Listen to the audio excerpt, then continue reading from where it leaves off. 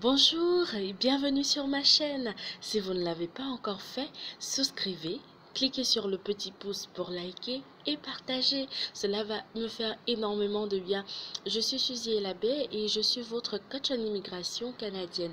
Alors, la raison pour laquelle je fais cette vidéo, c'est tout simplement pour parler d'un sujet assez important parce que beaucoup de personnes veulent voyager, beaucoup de personnes veulent immigrer vers le Canada particulièrement et font face à des arnaques. Donc on les arnaque, ils se font avoir, on prend leur argent, on leur vend du rêve et finalement ils se retrouvent au point de départ. Ils ne sont allés nulle part, ils n'ont pas pu immigrer et voilà, en plus de cela, ils ont perdu énormément d'argent.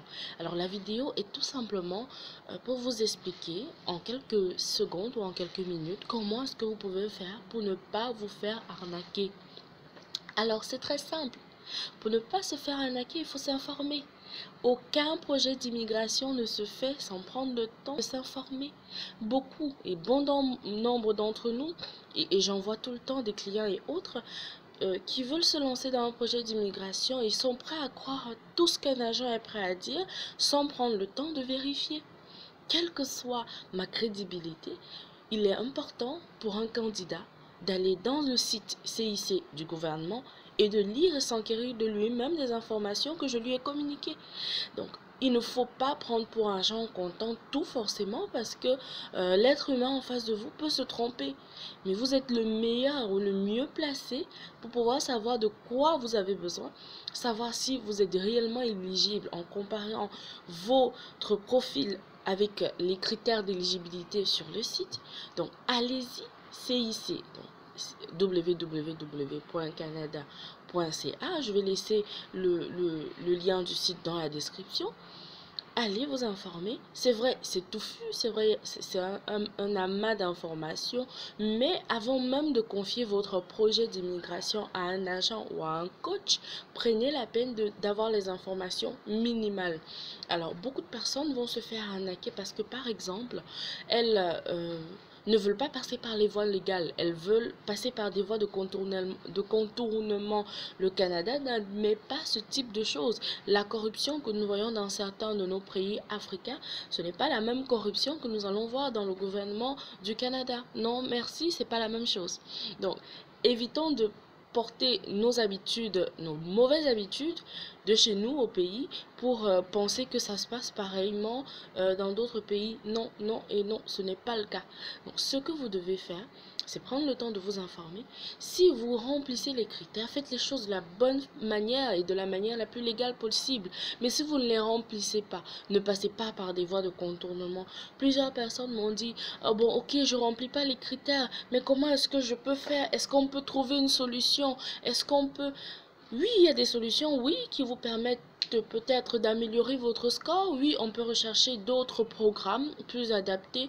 Mais si ça ne marche pas, si par exemple, pour les cas, par exemple, des travailleurs qualifiés, si vous n'êtes pas qualifié, si vous n'avez pas fait d'études supérieures, si vous n'avez pas un diplôme, si vous n'avez pas d'expérience professionnelle, on ne peut pas inventer, on ne peut pas passer par une voie de contournement.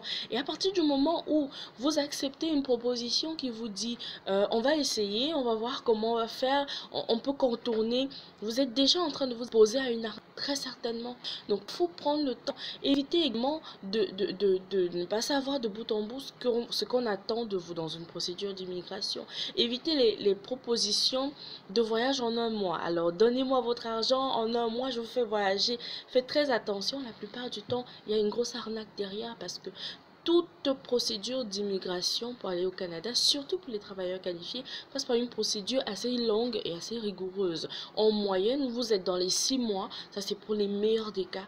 Et dans la plupart du temps, le temps de préparation, le temps de création du profil jusqu'à la sélection et l'obtention de la résidence permanente, vous êtes généralement autour d'un an de préparation et tout ce qui a lieu de faire.